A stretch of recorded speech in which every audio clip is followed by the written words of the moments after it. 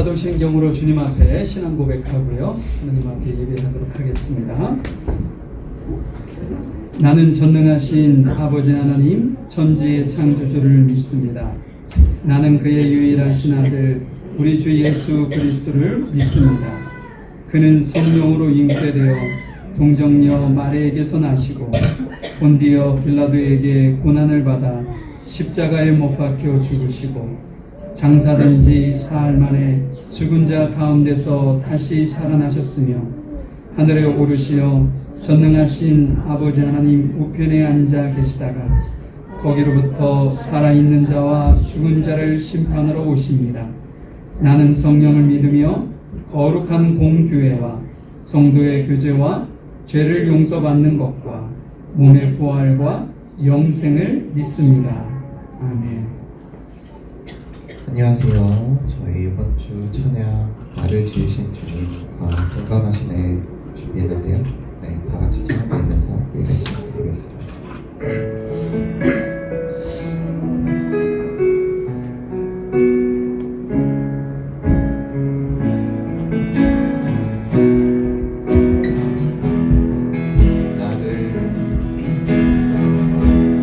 나를 지으신 주님 내 안에 계셔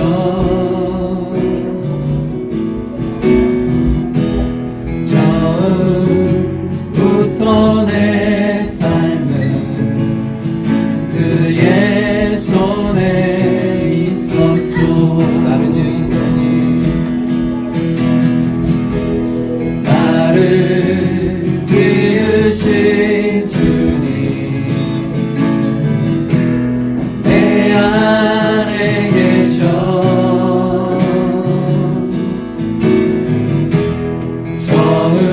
처음부터 내 삶은 그의 손에 있었죠.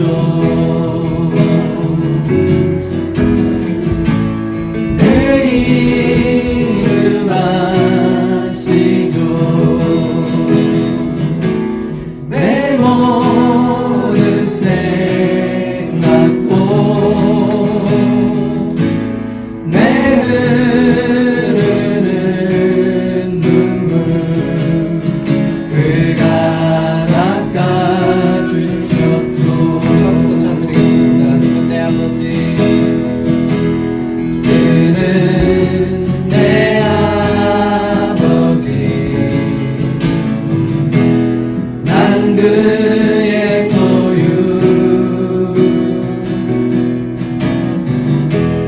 내가 어딜 가든지 날 떠나지 않죠. 내 이름 아시죠. 모든 생각도 아바 부를 때 그가 들으시죠. 내 이름 아시죠. 내 이름 아시죠. 내 모든 생각도 아바 부를 때 그가 들으시죠. 내 이름 아시죠. 내 이름 아시죠. 내 모든 생각도 아바 부를 때 그가 들으시죠.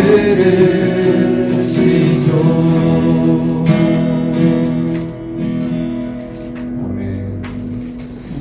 저희 다음 동감하시네 같이 찬양 드릴 텐데 모든 상황에서 앞에서 우리와 함께 공감하시고 아픔을 나누시는 하나님을 찬양하면서 조금 있다가 기도드리면 좋을 것 같습니다. 다 같이 찬양드리겠습니다.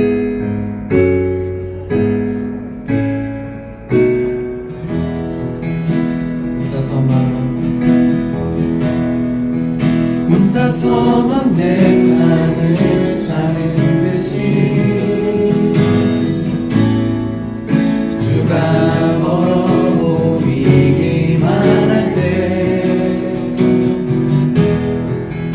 우리는 바라보아야 해. 우리에게 오셨던 그 주님을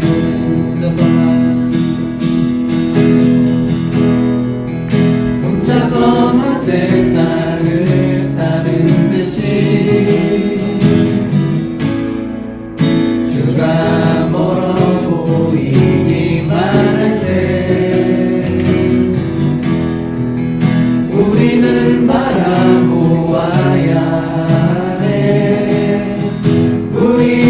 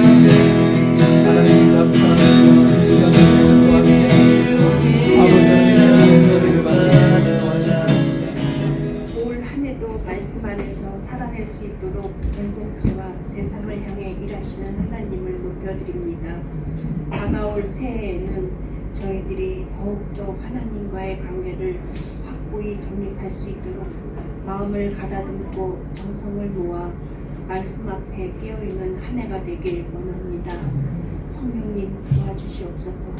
늘 말씀 양육으로 전념하시는 우리 오강영 목사님에게 사랑과 능력과 건강 부어주시옵소서. 오늘 이 예배를 위한 귀한 손길에도 축복 나려주시옵소서. 예수님의 이름으로 기도합니다.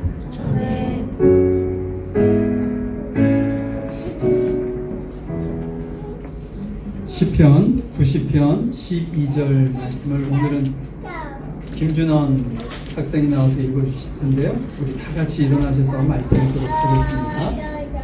인생을 바로 살 수 있도록 가르쳐 주소서. 그래야 우리 마음 지혜를 담을 수 있을 것입니다. 자, 우리 주일학교를 위해서 잠시 기도하고. 하나님 감사합니다. 우리 물가의 신경교회에 귀한 자녀들을 허락해 주시고 하나님의 말씀으로 또한 하나님 나라의 가치로 교육할 수 있도록 도우셔서 감사합니다. 우리 귀한 자녀들이 어릴 때부터 말씀으로 무장하게 하시고 커가면서 세상 가운데 꼭 필요한 많은 이들에게 선한 영향력을 줄 수 있는 귀한 일꾼들로 세워주시고 인도해 주옵소서. 그 일을 위해 세운 교사들에게 지혜를 주시고 감당할 수 있는 은혜를 주셔서 우리 주일학교가 더욱더 아름다운 공동체로 세워질 수 있도록 도와주옵소서. 모든 것 주께 감사합니다. 예수님의 이름으로 기도하였습니다. 다음 주에는 우리가 야유예배 드렸는데 밀포드 그 비치 옆에 있는 공원에서 하도록 하겠습니다. 제가 화요일날 가서 정확한 좌표를 카톡으로 올려드리겠습니다. 그러니까 그때 글로 오시면 될 것 같고요. 예배는 11시에 드릴 건데 다른 교회들 이렇게 물어보니까 한 10시쯤 모여서 준비하고 예배 잠깐 드리고 식사하고 우리 청년들이 준비한 게임하고 시상도 있답니다. 시상도 하고 이렇게 했으면 좋겠거든요. 그래서 형편 되시는 대로 오시면 되고 예배는 11시 이렇게 기억하시면 되겠습니다. 그리고 제가 광고 그 주보에 깜빡 잊고 내지를 못했는데요. 돌아오는 수요일 날 침례교 교회 협의회 모임을 저희 교회에서 10시 반에 오는겁니다. 기도해 주시고 오셔서 귀한 회의도 그 다음에 교제도 나누시고 들어가실 수 있게 기도해 주시면 감사하겠습니다. 오늘은 시편 90편 12절 말씀을 통해서요. 나를 계수할 줄 알아야 하는 이유라는 제목으로 여러분들과 좀 말씀을 나눠보려고 합니다. 제가 이 말씀을 준비하게 된 게 이제 연말이잖아요. 연말. 그러니까 연말에는 또 연말 나름대로 시간이 실은 2025년 12월 31일과 2026년 1월 1일이 특별히 세상이 변하거나 이런 것은 아니지만 우리의 어떤 상황 속에서 그 날이 2025년이다, 2026년이다 라는 것을 우리가 좀 의미를 부여하고 우리가 살아가는 것은 사실이잖아요. 그래서 연말이 되면 그 연말에 맞는 어떤 우리가 좀 묵상하고 생각해야 되는 이야기들이 있지 않을까 싶어서 제가 시편 90편 12절 말씀을 좀 한번 묵상하면서 여러분들과 말씀을 나눠보려고 합니다. 여러분 연말이 다가오면 여러분들의 생각 속에 제일 먼저 떠오르는 단어가 어떤 단어인가요? 저는 시간이라는 생각이 들더라고요. 얼마 안 남았네. 이 생각부터 해서 지난 2025년 동안 한 해 동안 있었던 시간들 이런 것도 좀 생각할 수 있고 시간이라는 생각이 나더라고요. 제가 이제 시간이라는 표현을 여러분들에게 좀 설명을 하기 위해서 스마트폰을 좀 한번 예를 들어보도록 하겠습니다. 여러분 이 스마트폰이 우리 삶에 너무나도 깊숙이 들어와 있어요. 이 스마트폰이 없으면 아무것도 못하는 시대에 거의 근접한 시점에 와 있지 않는가 싶어요. 한국에 가니까 여기에 자기 신분증이나 모든 그 인증서나 이런 것도 다 휴대폰에 다 가지고 있고 결제 수단도 다 이 안에 들어와 있습니다. 지금 뭐 구글페이, 뭐 삼성페이 다 이런 게 스마트폰 안에서 결제가 이루어지고 있잖아요. 여러분들 현찰 가지고 다니시나요? 저는 현찰을 안 가지고 다닌 지가 한 몇 년 됐어요. 왜냐하면 요거만 있으면 되니까. 이렇게 깊숙이 우리의 삶 속에 스마트폰이 들어와 있다 보니까 여러분 여기에 배터리가 15% 아니면 10% 나왔습니다 라는 알람이 딱 뜨는 순간 어떤가요, 여러분? 그때부터 마음이 좀 조급해지지 않으세요? 특별히 가정에 있으면 괜찮은데 그나마 덜한데 바깥에 나가 있으면 이게 언제 이게 배터리가 나갈런지 불안해서 자꾸만 이게 신경이 쓰인다는 거죠. 왜 그럴까요? 세상과 소통이 끊어질 것이라는 불안감 때문인 거죠. 불안감. 그런데 제가 왜 이 배터리 이야기를 하는가 하면 여러분 이 스마트폰처럼 우리의 인생에도 인생에 배터리가 있다 그런 생각을 해보셨나요? 뭐 인생에 배터리가 있다고 한다면 여러분들 우리가 그냥 가장 쉽게 나이로 뭐 이렇게 측정 가능한 거 아닌가 이렇게 생각하실 수 있죠. 나이가 많이 드신 분은 살아온 연수가 많이 그러니까 사용한 거죠. 그러니까 배터리가 얼마나 안 남을 것 같고 인생의 배터리가 젊은 사람들은 아직 쓴 것이 별로 없으니까 인생의 배터리가 많이 남아 있을 거라고 이렇게 생각을 하는 거죠. 우리 청년들이 여기서 제일 속으로 웃을 거예요. 그래서 나에게 시간은 내 편이다. 뭐 이런 생각을 가질 수 있잖아요. 제가 이제 1년에 한 번씩 부모님이 이제 나이가 드셨고 또 연로하셔서 휴가해서 이제 한 달간 부모님하고만 시간을 보내다 제가 오는데 몇 년 전부터 제가 나가면 꼭 이렇게 돌아가셔서 장례식장을 제가 가게 되는 상황이 계속 늘어나더라고요.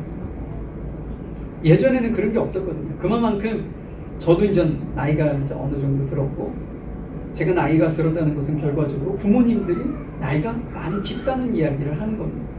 그래서 작년에도 작년이 아니라 지난번에도 휴가 갔을 때 두 곳을 갔어요. 두 곳을. 근데 거기에 가서 어떤 목사님을 뵙게 되었습니다. 오랜만에 이제 뵌 목사님인데 그 목사님이 본인이 요즘에 이렇게 겪었던 어떤 일, 사건 그것을 조금 나누어주고 싶다고 하면서 이야기를 하시는 거예요. 그게 어떤 일이었는가 하면 자기 교회 교인이 소천하셨다는 거예요. 그래서 장례 예배도 드리고 막 이렇게 하는 과정 속에서 어떤 일이 있었냐면 모든 절차를 마치고 요즘에는 거의 대부분 화장하시잖아요. 그래서 화장터로 교인들과 함께 이렇게 차를 타고 딱 들어가서 그 화장터로 딱 들어가는 순간 그분의 눈이 갑자기 이렇게 열려서 사람들마다 우리 저 은행이나 이런 곳에 가면 번호표 다 뽑죠. 그리고 번호표 가지고 자기 번호 부를 때까지 의자에 앉아서 기다리지 않습니까? 그런 것처럼 모든 사람이 거기에 있는 모든 사람들이 앞에 번호표를 하나씩 다 들고 있더라고요. 그게 너무 놀랬다는 거예요. 갑자기 그런 상황이 연출이 돼서 너무 놀랬대요. 그런데 더 이상한 건 나이와 상관없이 순번이 정해져 있다는 거죠. 나이가 많이 드신 분들이 앞번호, 나이가 젊으신 분들이 뒷번호. 이게 아니라 나이가 젊으신데도 앞번호, 나이가 많으신데도 뒷번호의 번호를 가지고 계시더라는 거예요. 그 이야기를 저에게 나눠주시는데 거기서 저도 큰 깨달음을 갖게 되었습니다. 우리가 하나님으로부터 번호표를 이렇게 부여받아서 지금 살아가고 있는데 우리가 하나님 앞에 번호표가 실은 많이 남았으면 배터리가 많이 남은 거라고 얘기할 수 있지만 우리는 하나님 앞에 다 배터리의 양만큼 이 번호표를 받아가지고 사는데 우리가 실은 거의 둔감하다는 거죠. 내가 하나님 앞에 번호표를 받고 있다는 자체를 거의 생각하지 않고 우리가 살아갑니다. 그래서 그냥 오늘이 즐거우면 끝인 거죠. 오늘을 살아내고 그냥 나 자신을 위해서 어떤 살아가는 삶으로 딱 끝낸다는 거죠. 저는 그 이야기를 들으면서 이 하나님께서 언제든 우리를 부르실 수 있는데 우리가 번호표를 몇 번짜리 번호표를 받았는지 알 수 없는 상황이라 거의 대부분의 사람들이 갑자기 돌아가시지 않습니까? 그래서 하나님께서 갑자기 나를 부르실 때 내가 하나님 앞에 딱 서는 순간 하나님께서 잘했다, 칭찬받을 만한 그런 신앙의 모습을 내가 지금 살아가고 있는가 라는 질문을 제가 받게 되었습니다. 그런 의미에서 이번 시편 90편 12절의 말씀이 실은 우리에게 던져주는 의미가 아주 깊습니다. 그래서 오늘 그 말씀을 여러분들하고 한 절이지만 이제 간단하게 좀 여러분들과 말씀을 나눠 보려고 합니다. 자, 시편의 시편 90편에 보면 소제목이 있어요. 거기 소제목이 뭐라고 하냐면 하나님의 사람 모세의 기도, 이렇게 소제목이 나와 있습니다. 모세의 기도죠. 여러분, 성경에서 가장 위대한 지도자 중 한 사람이 누군가요? 모세일 겁니다. 모세. 근데 그의 기도가 지금 시편 90편의 기도라는 거죠. 그러면 그가 성공한, 위대하니까 위대한 정점에서 이런 기도를 한 것이냐? 그게 아니었어요. 광야 40년간의 고된 시간이 끝날 때쯤 이 기도를 했다는 거죠. 하루에도 수천 명의 사람들이 땅에 묻혀지고, 그 다음에 어제 함께 걸었던, 광야를 함께 걸었던 사람이 오늘 곁에 없는 아쉬움과 외로움을 수없이 경험했던 노장의 기도입니다. 제가 오늘 읽지는 않았지만 그 앞에 그가 어떠한 기도의 내용을 이야기했는지 한번 좀 보도록 하죠. 3절에 보니까 뭐라고 얘기하면 주께서 사람을 티끌로 돌아가게 하셨다, 이렇게 표현을 했어요. 5절에 보니까 주께서 그들을 홍수처럼 쓸어 가시나니. 9절은 더 적나라하게 표현합니다. 우리의 평생이 순식간에 다하였나니. 여러분, 성경은요 우리의 인생의 시간을 그렇게 낭만적으로 묘사하지 않는 것 같습니다. 그렇죠? 조금 이렇게 멋지게 아름답게 이렇게 묘사해 주실 수도 있는데, 하나님께서 우리의 인생의 시간을 아주 너무나도 적나라하게 그렇게 표현하고 있다는 거죠. 그럼 모세만 이런 것이냐? 그렇지 않습니다. 다른 성경에도 예를 하나만 들어본다면 야고보서 4장 14절 말씀에 이렇게 되어 있어요. 내일 일을 너희가 알지 못하는도다. 너희 생명이 무엇이냐? 너희는 잠깐 보이다가 없어지는 안개니라. 여러분, 인생이 잡힐 수 없는 안개와 같다는 거예요. 이게 무슨 의미인가? 여러분, 우리가 열심히 노력하고 수고하고 살아서 돈을 많이 벌어도, 내가 열심히 노력해서 사회적으로 지위가 높아도, 아니면 건강관리를 잘 애를 써도, 여러분, 죽음이라는 절대적인 팩트 앞에 우리의 모든 노력과 성취는 결국 어디로 수렴돼요? 영으로 수렴된다는 거예요. 아무리 많은 재산을 내가 일구었어도 하나님께서 부르시는 그 순간 단 1원, 단 1센트도 가지고 돌아갈 수가 없습니다. 우리가 아무리 높은 지위에 있어도 죽는 순간, 하나님께서 부르시는 그 순간 그거 욕심 부려서 손으로 꾹 잡고 있어도 잡아질 수 없는 것이 우리 인생이라는 거죠. 그처럼 안개와 같은 거예요, 우리 인생이. 사도 바울이 빌립보서 3장에 이런 이야기를 했습니다. 나는 아직 내가 잡은 줄로 여기지 아니야. 하나님께서 부르신 사도이고 또한 많은 교회를 개척했어요. 그리고 많은 기적과 계시와 은혜를 경험했다. 모세처럼 정말 성경상의 위대한 종이었던 바울이 왜 이렇게 고백했을까?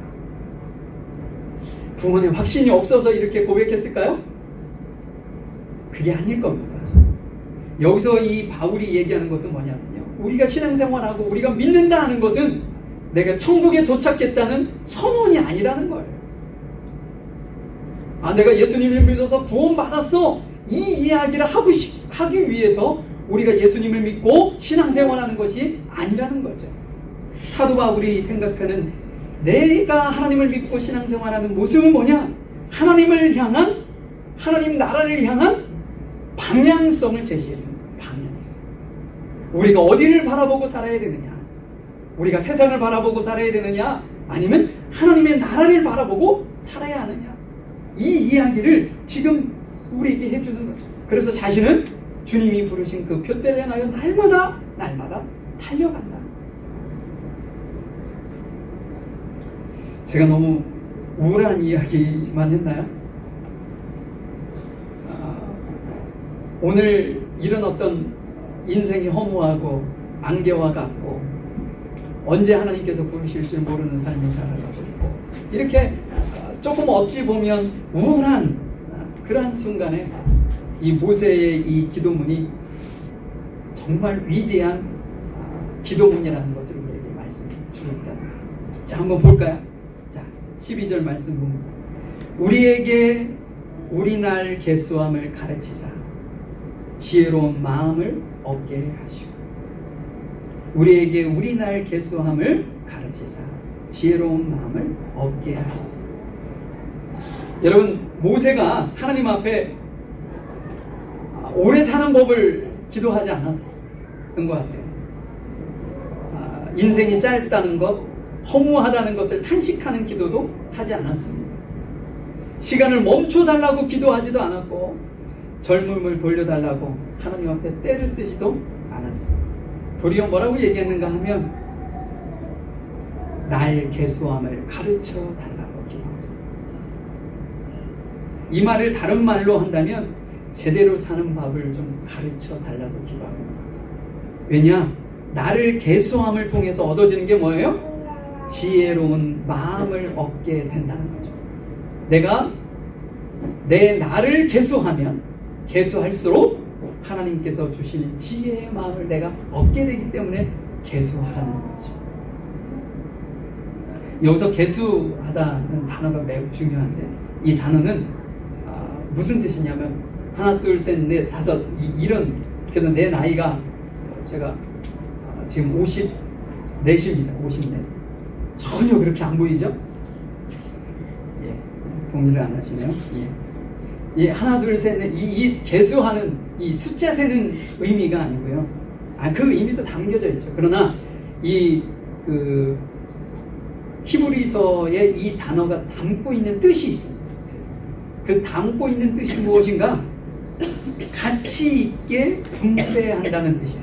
가치 있게 분배한다.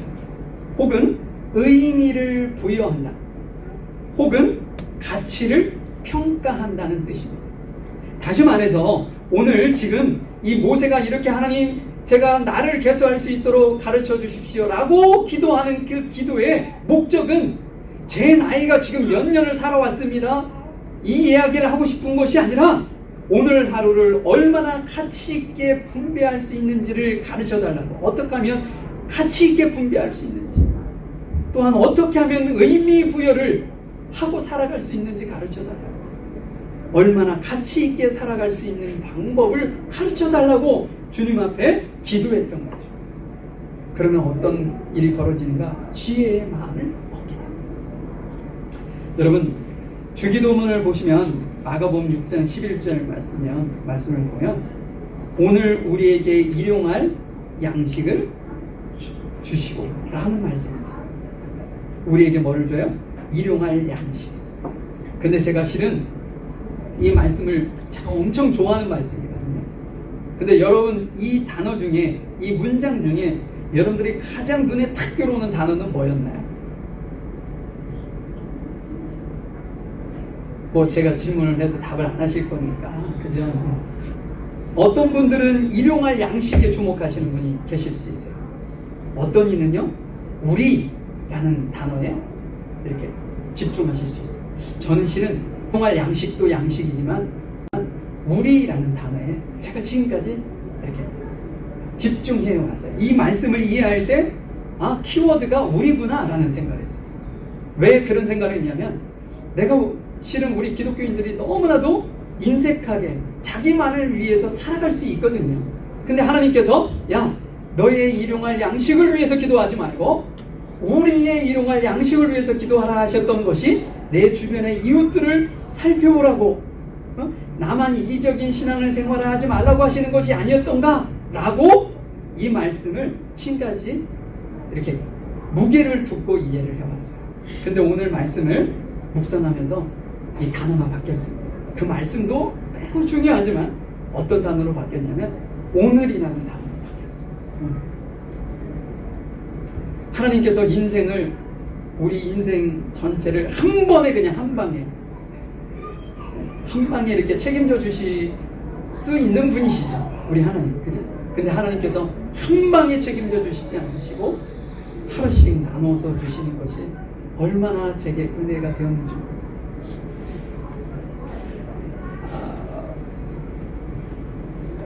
왜 이 오늘이라는 것이 이렇게 내게 은혜가 되었는가 하면, 실은 저는 이제 젊잖아요. 저에게는 요즘에는 80 이상은 기본적으로 사니까 제가 그때쯤 되면 90까지도 가지 않을까? 보통 혹시. 그러면 저에게 남은 시간이 30에서 40년의 시간이 있다는 생각을 갖고 저는 살아갑니다. 그런데 그것이 맞는 생각일까요? 제가 예전에, 여러분, 우리 한국에서는 아주 수치스러운 날이 있었어요. 삼풍백화점이 무너지고 얼마 후에 성수대교가 무너졌어요. 근데 김동호 목사님이 목회하시던 시기에 그분이 그런 간증을 하시더라고요. 자기가 집에서 교회로 이렇게 출근할 때 반드시 넘어가는 다리가 성수대교였다. 그래서 그날 아침에 어머니를 모시고 사셨는데, 어머니에게 어머니 저 교회 다녀오겠습니다. 저 다녀오겠습니다. 라고 인사를 하고 교회를 가셨다는, 출근하셨다는 거예요. 그래서 그 이제 반드시 또 성수대교를 지나서 가셨을 거 아니에요. 근데 성수대교를 지나서 교회에 도착해서 뉴스를 확인했는데 성수대교가 폭사 주저합니다. 자기가 건너온 그때쯤, 건너오고 나서 바로 무너진 것 같이 느껴질 정도의 시간차로 성수대교가 무너집니다. 그래서 그분이 뭐라고 얘기하냐면, 저는 이제 인사말을 바꾸기를 했습니다. 내가 지키지 못할 약속을 하지 않기 위해서입니다. 그래서 무슨 얘기냐면, 어머니에게 지키지 못할 약속을 하고 나왔다는 거죠. 잘못하면. 그 인생이 그런 것인데, 우리는 지극히 당연히 1시간 후, 하루 후, 1년 후, 10년 후 내 인생이 있을 거라는 너무나도 강한 확신 가운데 살아간다는 거죠. 그래서 자기가 어머니께 아침마다 인사하고 나올 때 바꿨다는 거예요. 저 다녀오겠습니다. 이 인사는 제껴놓고 저 갑니다. 이렇게 인사를 바꾸죠. 저 이제 갑니다. 네, 저녁에 돌아올 수도 있고 못 돌아올 수도 있고 뭐 이런 어떤 의미를 부여한 거지만, 그분이 어떤 자기의 어떤 가치를 그 안에서 담아서 그 이야기를 하셨을 겁니다.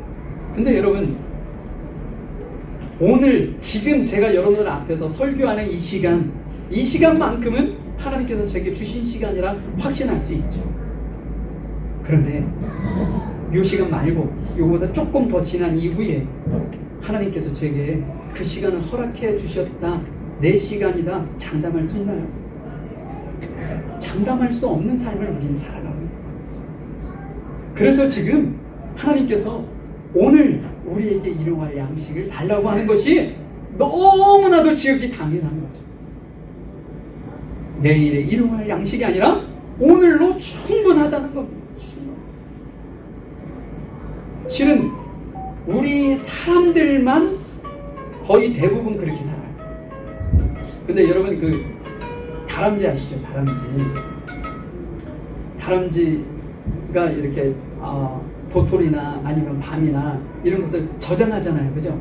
그러면 일이 막 이렇게 터지도록 그 안에 막 담아가지고 어딘가에 저장하잖아요. 근데 거의 대부분 어디다 저장했는지 몰라서 못 먹는 거예요. 참 그때 먹을 걸 이런 생각이 들고, 자기가 거기다 저장해놨다고 먹을 거라고 했는데 이게 왜 거기를 잃어버렸는지 모르겠지만 자기가 거의 자기가 먹지 못하는 거예요.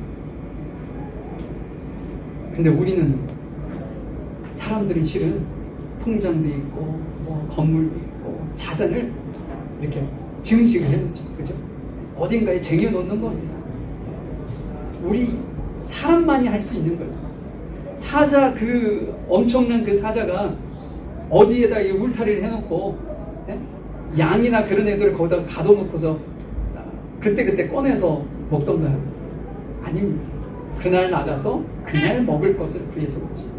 실은 자연은 모두 다 일용할 양식입니다. 오늘 일용할 양식을 먹고 있는데 우리 인류만 이제 머리가 좋다 보니 더 풍성한 것을 채워먹고 사는 삶을 사는 겁니다. 하나님께서 우리에게 오늘이라는 단어를 주십니다. 지혜라는 것은요, 오래 산다고 해서 자연스럽게 생기지 않더라고요. 많은 일을 했다고 해서 생기지도 않습니다. 바쁘게 살았다고도 해서 생기는 것도 아닙니다. 경험은 쌓일 수 있지만 진정한 하나님 입장에서의 지혜는 어느 때 생기는가? 시간을 바라보는 관점을 바뀔 때 생깁니다. 지금 그 시편 90편에 우리에게 우리 날 계수함을 가르치사 지혜로운 마음을 얻게 하소서.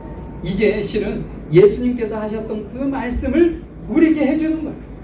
우리가 어떤 그 시간을 바라보는 관점이 바뀌면 바뀔수록 우리에게는 지혜로운 마음이 생기는데, 그 지혜로운 마음이 중요하지 않은 것을 가지고 인생을 소모하지 않게 만들어주는 지혜를 주고요.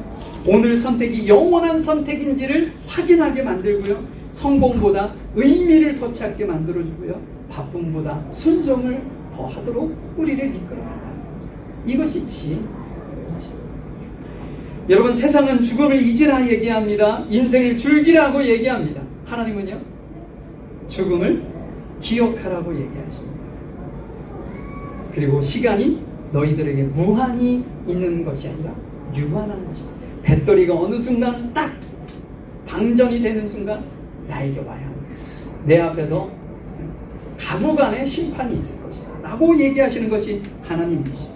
그렇기 때문에 하나님의 이 가르침을 우리가 명심하고 살아간다면 죄 짓는 데 시간을 그렇게 허비할 여력이 없어요. 미워하는 데 에너지를 낭비할 힘도 없는 거죠. 남아있는 시간 의미 있는 곳에 이렇게 잘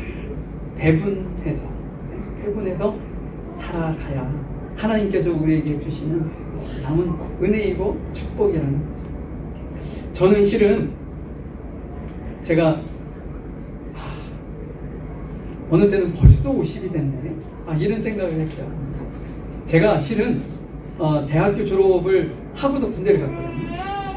그러니까는 제가 90학번인데 93년 12월까지면 딱 끝나는 거 아니에요. 근데 94년 12월에 갔어요. 그러니까는 졸업하고도 1년 있다가 제가 군대를 갔는데, 제 학교를 이렇게 졸업하고 나서 마음이 이상하게 이렇게 뭐라고 해야죠?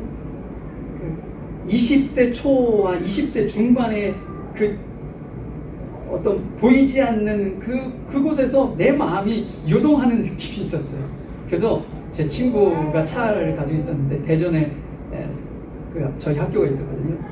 그 친구가 갑자기 야, 우리 익산 한번 갔다 오자. 그래서 의미 없이 유성 고속도로를 타고 익산까지 쭉 갔다가 의미 없이 왔어요. 그때 마음이 허전했던 거죠. 그런데 20대도 그랬는데 벌써 50대 중반이에요. 이제 좀 있으면 60대가 되고요.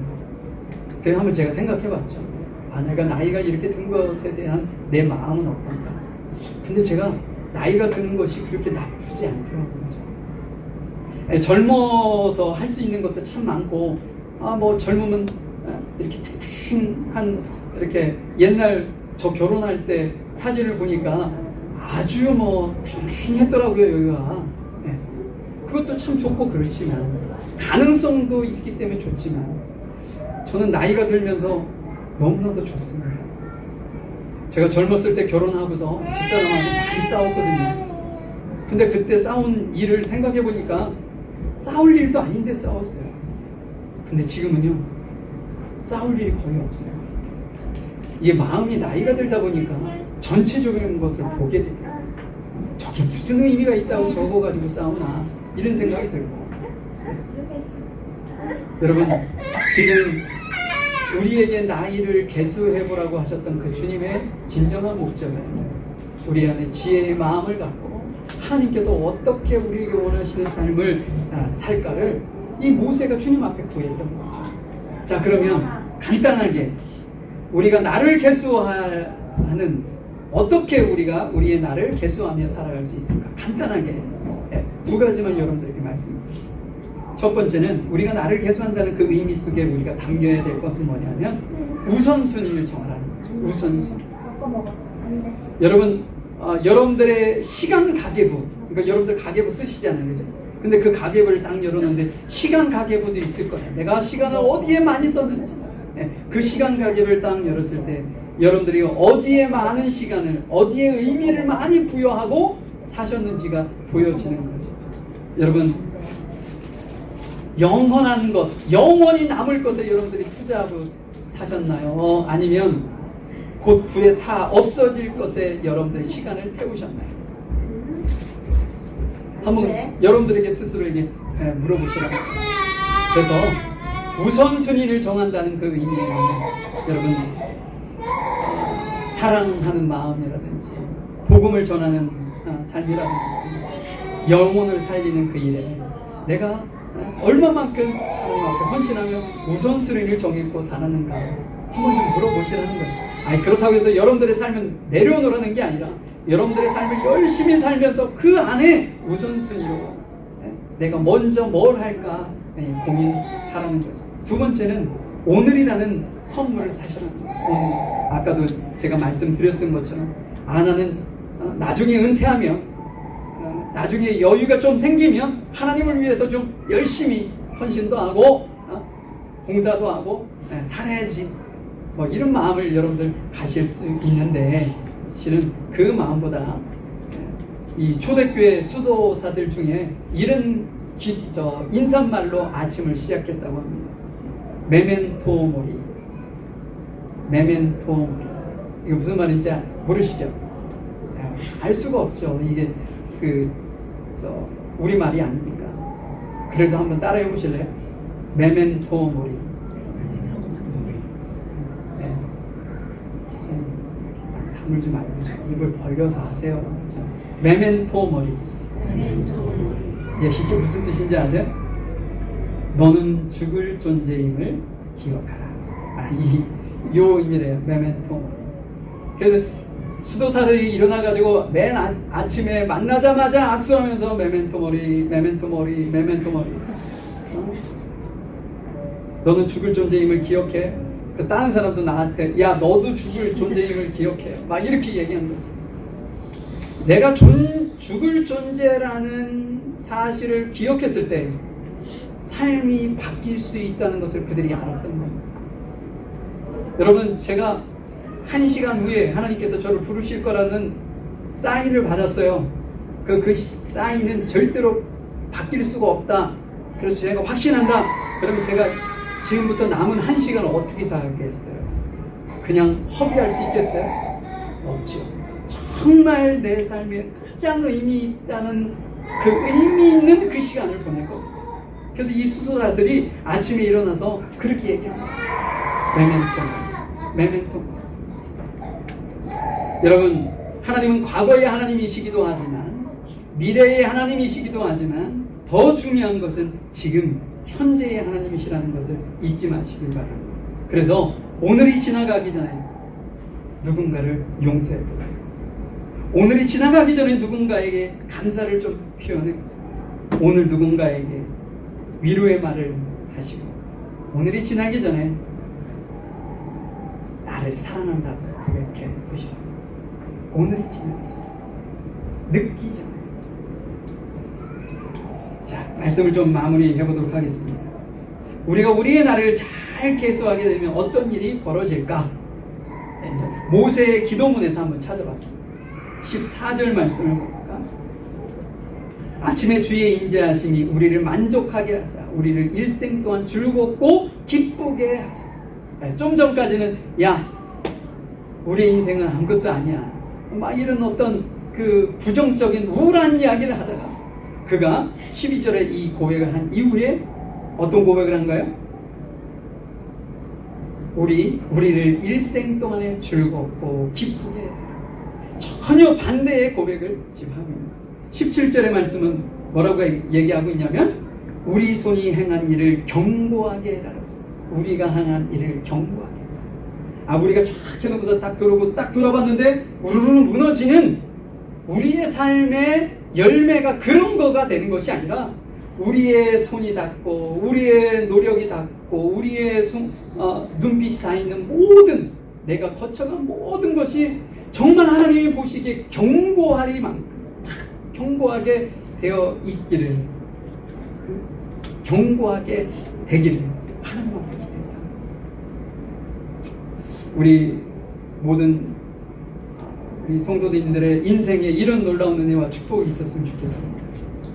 오늘 이 시간 멈추어 서서 여러분들에게 스스로에게 질문도 던져보시고 내 나를 개수하고 있는가 이런 어떤 고백도 좀 해보시고 유한한 인생을 인정하고 영원하신 하나님을 내가 붙들고 살아가고 있는가.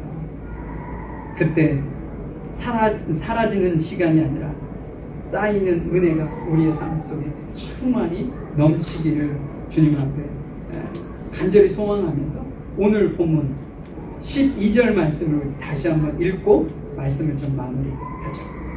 자, 12절 말씀을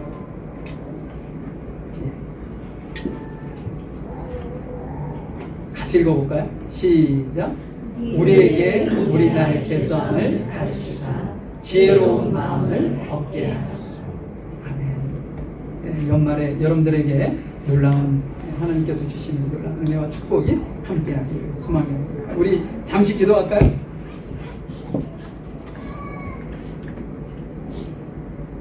아버지 하나님, 티끌로 돌아갈 수밖에 없는 저희를 주님께서 긍휼히 여겨주시고 저희들이 착각으로 천년만년 살 것 같은 그런 마음으로 욕심을 가지고 살는 저희들을 용서하시고 품어주시고 은혜로 충만케 하신 아버지 하나님, 오늘 모세의 이 기도문이 저희들의 기도문이 되기를 소망해보고 주님, 저희들이 살아온 날이 30년, 40년, 50년, 60년의 세월이 우리에게 있을 텐데 그날을 계수함을 정말 제대로 된 계수함을 통해 하나님께서 주시는 지혜로운 마음을 가지고 이 땅 가운데 저희들이 머무는 동안 주님이 부르시는 그 때까지 진정으로 하나님 앞에는 영광이고 주변의 많은 이들에게는 하나님의 선하신 어떤 뜻을, 주님의 사랑을, 어떤 힘과 위로를 전하는 그런 복된 삶을 저희들이 살아갈 수 있도록 은혜를 베풀어 주옵소서. 모든 것 주님께 감사드리며 사랑 많으신 예수님의 이름으로 기도하였습니다. 아멘. 오늘 1절하고 3절 찬양 들으시고 준비하신 예물을 드리도록 하겠습니다.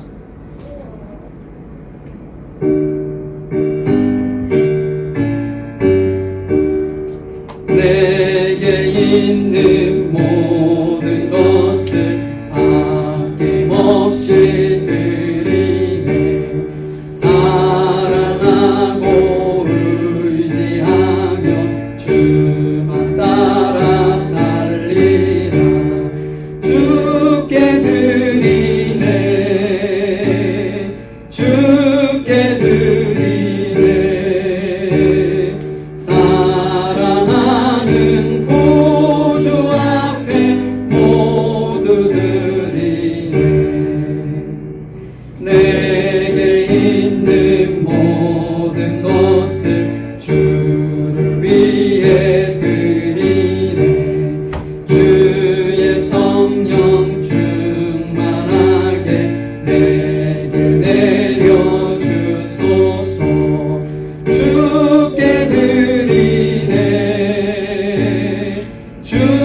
주께 드리네. 사랑하는 구주 앞에 모두 드리네. 아멘. 제가 아까 광고 잠깐 까먹었는데요. 그 야외에 오실 때 그 의자나 아니면 그냥 돗자리 같은 거 여기 좀 가져오셔서 잔디니까 이렇게 좀 앉으시면 좋을 것 같습니다. 거기에 앉을 공간이 거의 없었거든요. 네, 기억하십시오. 기도하겠습니다. 하나님 감사합니다. 이 시간도 주님께서 저희들에게 베풀어 주신 놀라운 은혜가 너무나도 감사해서 저희 자신을 주님 앞에 드리는 심정, 11조 감사헌금, 주일헌금, 성경헌금, 갖가지 헌금으로 주님 앞에 이 시간 올려드린 우리 귀한 성도들의 마음 중심을 주님께서 보시고 하늘의 신령한 복과 땅에 기름진 것으로 흔들어 넘치도록 채워주셔서 하나님의 나라와 의를 위해 아름답게 쓰임받을 뿐 아니라 누리고 하느님에게 흘려 넘치기에 부족함이 없는 그런 놀라운 은혜와 축복을 귀한 성도들에게 허락해 주시옵소서. 각 가정마다 기도의 제목들 또한 여러 가지로 해결되어야 될 문제들, 그런 것이 있다면 주님께서 찾아가 주셔서 해결해 주시고 회복시켜 주시고 하나님께서 정말 아름다운 가정으로 새롭게 거듭날 수 있도록 주님께서 은혜를 베풀어 주옵소서. 이 예물 사용된 곳곳마다 30배, 60배, 100배의 결실을 생명을 살리는 귀한 곳에 사용되어질 수 있도록 도와주옵소서. 오늘도 귀한 성도들을 사랑하는 심정으로, 섬기는 심정으로 식사를 준비한 손길이 있습니다. 은혜를 베푸시고 그 가정 안에 하나님께서 축복하셔서 풍성한 은혜가 있게 하시고 또한 그의 어떤 헌신과 수고와 노력이 헛되지 아니하도록 그의 가정에 놀라운 은혜와 축복과 자녀들의 삶에도 놀라운 은혜와 축복이 임하는 귀한 은혜가 임하게 하시고 저희들 함께 나누는 모든 성도들 안에도 동일한 은혜와 축복이 임할 수 있도록 도와주시옵소서. 이제는 우리 주 예수 그리스도의 크신 은혜와 아버지 하나님의 무한하신 사랑하심, 성령님의 인도하시고 내주하시고 교통하심, 나를 계수함을 가르침받아 지혜로운 마음으로 주님이 오시는 그날까지 승리하기를 원하는 모든 성도들 머리 위에, 이들의 가정과 사업장 일터 위에, 학업 위에 지금부터 영원히 함께 하시기를 간절히 축원하옵나이다.